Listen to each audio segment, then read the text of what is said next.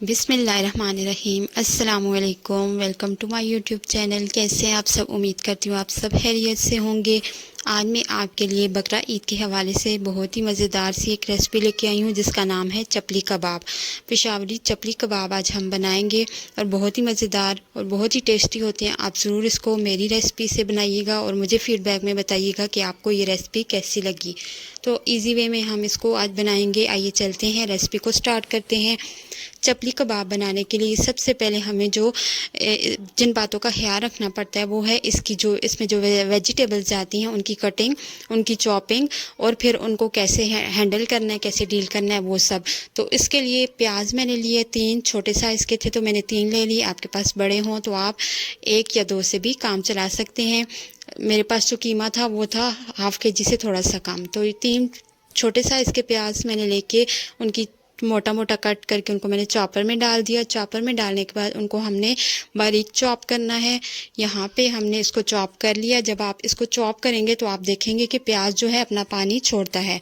तो आपने क्या करना है, आपने उस पानी को सारा अच्छे से निचोड़ना है। अब चॉपर में देख सकते हैं आपके ये जो प्याज है ये अपना पानी इसने छोड़ दिया है। तो ये पानी हमें बिल्कुल भी नहीं चाहिए, हमें इस पानी को सारे को निचोड़ना है। तो प्याज का पानी अच्छे से निचोड़ने के लिए मैं इसको चॉपर में से निकालूंगी। आप इसको 2 तरीक़ों से निचोड़ सकते हैं, या तो आप हैंड यूज़ करते हुए अच्छे से मुट्ठी बंद करें और इसको निचोड़ लें। दूसरा तरीका ये है कि आप मलमल का कपड़ा लें और उसमें डाल के इसको अच्छे से निचोड़ लें ताकि इसका सारा पानी निकल जाए। तो मैं हैंड से ही कर रही हूँ क्योंकि अक्सर घरों में मलमल का कपड़ा नहीं पाया जाता, तो हम हैंड से ही इसको कैसे करना है वो मैं आपको बता रही हूँ। अच्छे से इसमें से जब पानी निचर जाए तो इसको हमने बाउल में डाल लेना है। अब आते हैं कटिंग करने के लिए टमाटर की। मैं 1 अदद टमाटर ले रही हूँ। इस रेसिपी में हमें जो टमाटर है वो हमने डालना है, लेकिन किस तरह से डालना है वो भी एक इम्पॉर्टेंट थिंग है, तो इसको स्किप मत कीजिएगा, फुल वॉच कीजिएगा। यहाँ पे टमाटर का जो सेंटर वाला पार्ट होता है वो हम निकाल लेंगे, वो हमें नहीं चाहिए। इसका गूदा और इसके जो बीज हैं वो हमने सेंटर वाले पार्ट से निकाल दिए। अब इसकी कटिंग किस तरह करनी है, बिल्कुल पतली पतली आपने इसको, बहुत बारीक इसको आपने काटना है, वरना अगर आपका टमाटर जो है वो बड़े साइज़ में आप कटिंग करेंगे तो फिर वो आपका जो कीमा है, आपके जो कबाब हैं वो अच्छे नहीं बनेंगे, वो टूटेंगे। बिल्कुल बारीक हमने इसको चॉप कर लिया। तो यहाँ पे मैंने 1 टमाटर जो था उसको बारीक उसकी कटिंग कर ली है। अब टमाटरों के बाद हम लेंगे हरी मिर्चें। तो हरी मिर्चें मेरे पास 4 अदद मैंने हरी मिर्चें ली हैं और 2 इसमें मैंने सुर्ख मिर्चें जो सुर्ख हो चुकी थी वो भी शामिल कर दी हैं। सबसे पहले इनकी चॉपिंग कर लेंगे, इनकी कटिंग करेंगे रफली, थोड़ा बड़े साइज़ में। जिस तरह से प्याज और टमाटर इसमें बारीक जाएगा इस रेसिपी में, उस तरह से हरी मिर्चें भी बिल्कुल बारीक होके जाएंगी। तो सबसे पहले हमने इसको मोटा मोटा काट लिया। हरी मिर्चों की तादाद अपने हिसाब से आप कम या ज़्यादा कर सकते हैं। ये जो हरी मिर्चें थी ये बहुत ज़्यादा तीखी थी, लगने वाली थी, तो मैंने इसको अभी 6 ली हैं, लेकिन मैं बाद में इसको थोड़ा कम डालूंगी, सारी मैं नहीं डालूंगी। यहाँ पे आप देख सकते हैं इसको बारीक मैंने चॉप कर लिया। बिल्कुल इसी तरह से आपने इसको बारीक चॉप कर लेना है हरी मिर्चों को। और हरी मिर्चों को चॉप करने के बाद आपने इस बात का ध्यान रखना है कि आपने अगर हाथ लगाए होंगे इनको तो आपने फिर वो हाथ अपने फेस पे या अपने आइज़ पे नहीं लगाने। तो यहाँ पे इसको हमने डाल लिया है बर्तन में। अब जो तीनों इम्पॉर्टेंट चीज़ों की कटिंग थी वो हमने कर ली है, वो हमारी रेडी हैं। अब आते हैं हम अपने कीमे की तरफ। कीमे को आपने बारीक पीसना है जितना हो सके। अगर आप बाज़ार से पिसवा के लाए हैं तो आपने उनको 2 से 3 दफ़ा कहना है कि मशीन से निकालें और बारीक पीस के दें। मैंने यहाँ पे कीमा जो है वो चॉपर में पीसा और बिल्कुल उसको बहुत अच्छे से पीसा है, क्योंकि इस रेसिपी में हमें जो कीमा था वो बहुत बारीक चाहिए और हम अगर मोटा कीमा होगा तो हमारी रेसिपी नहीं बनेगी। तो इसमें हमने शामिल कर दिए 400 ग्राम मेरे पास कीमा था, प्याज जो हमने चॉप की थी, टमाटर जो हमने बिल्कुल बारीक कटिंग की थी और हरी मिर्चें जो हैं वो थोड़ी कम मैंने शामिल की हैं, सारी मैंने नहीं डाली क्योंकि ये बहुत तीखी थी। अगर आप ज़्यादा तीखा पसंद करते हैं तो आप सारी भी शामिल कर सकते हैं। ये तीनों चीज़ें ऐड करने के बाद इसमें जाएगा अंडा। अंडा जो होता है इसकी बाइंडिंग के लिए ज़रूरी होता है, तो इसमें हम 1 अदद अंडा डालेंगे। अंडा शामिल कर दिया हमने। अब इसमें जाएंगे मसालों में जाएगा नमक, हस्बे ज़रूरत आप शामिल कर दीजिए। मैंने 1 टीस्पून डाला है। 1 टीस्पून ही चिली फ्लेक्स जाएंगी। 2 चम्मच यहाँ पे मैंने डाले हैं धनिया पाउडर के। आप कुटा हुआ धनिया भी यूज़ कर सकते हैं, लेकिन मैंने धनिया पाउडर यूज़ किया है।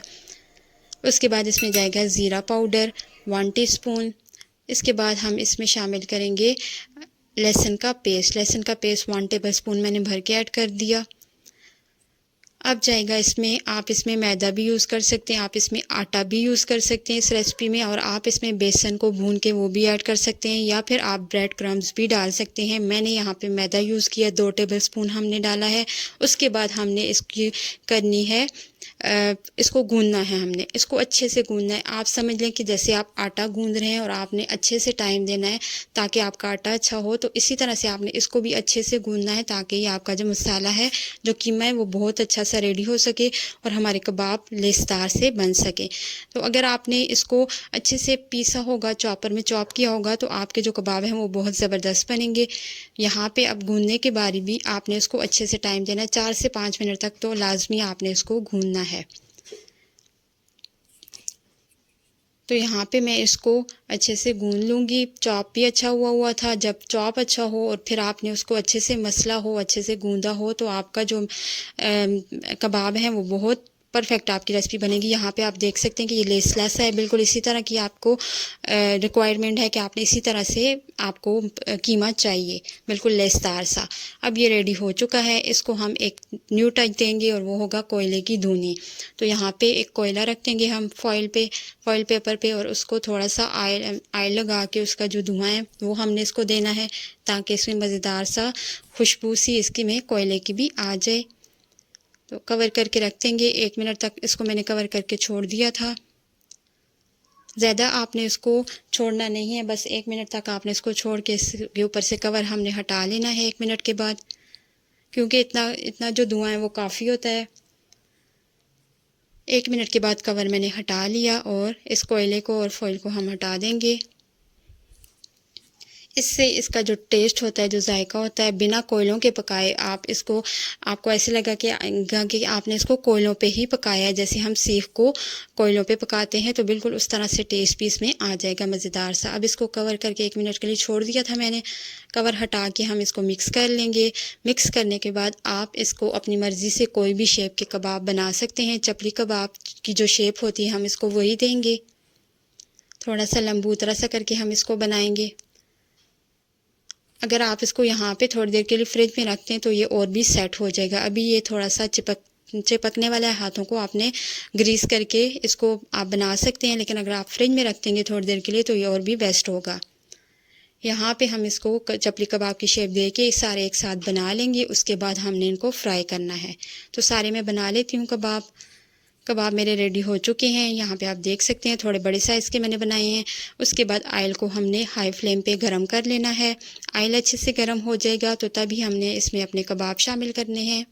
2 कबाब मैं एक साथ में डालूंगी, ज़्यादा नहीं डालूंगी, उतना ही डालिएगा जितने आपसे हैंडल हो सकें।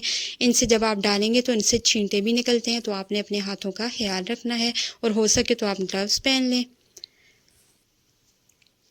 अब यहाँ पे हमने इसको ज़्यादा टाइम नहीं देना, जस्ट हमने कलर लाना है, क्योंकि कबाब जो हमारे मसाला है वो बहुत ही सॉफ्ट सा है, बहुत ही जूसी। अगर हम ज़्यादा इसको टाइम देंगे यहाँ पे तो आपके जो कबाबों का जूसी और जो सॉफ्टपन है वो ख़त्म हो जाएगा। तो आपने जस्ट कलर आने तक वेट करना है। एक तरफ अच्छे से कलर प्यारा सा आ जाए तो आपने इसकी साइड्स को चेंज कर देना है, और दूसरी तरफ भी कलर के आने तक ही आपने वेट करना है। थोड़ा सा ये श्रिंक होंगे क्योंकि ये गोश्त के कबाब हैं, गोश्त के हों या फिर कोई भी चिकन के हों तो वो श्रिंक होते हैं। ये भी थोड़ा सा हुए हैं तो कोई बात नहीं, हमने इनको बड़े साइज़ में बनाया था तो थोड़ा सा ये श्रिंक होके छोटे हो गए हैं। यहाँ पे अब हमने दोनों तरफ से इसको कलर आ चुका है, मैं इनको निकाल लूँगी। और बाकी भी मैंने इसी तरह से फ्राई कर लिए थे। बहुत ज़बरदस्त सी रेसिपी है, बहुत मज़ेदार बनते हैं, चटपटे और तीखे बनते हैं। आप ज़रूर इस रेसिपी को ट्राई कीजिएगा और मुझे फ़ीडबैक में ज़रूर बताइएगा कि आपको ये रेसिपी कैसी लगी। ईद के हवाले से बहुत ही ज़बरदस्त सी रेसिपी है, और इसको अपने मेन्यू में लिख लें और ईद पे आप ज़रूर इसको ट्राई कीजिएगा। इसको हरी चटनी के साथ या फिर इमली की चटनी के साथ खाया जाता है। मैंने इसको हरी चटनी के साथ सर्व किए। आप भी बनाइएगा और मुझे फ़ीडबैक में ज़रूर बताइएगा कि आपको ये कैसे लगे। Thanks for watching.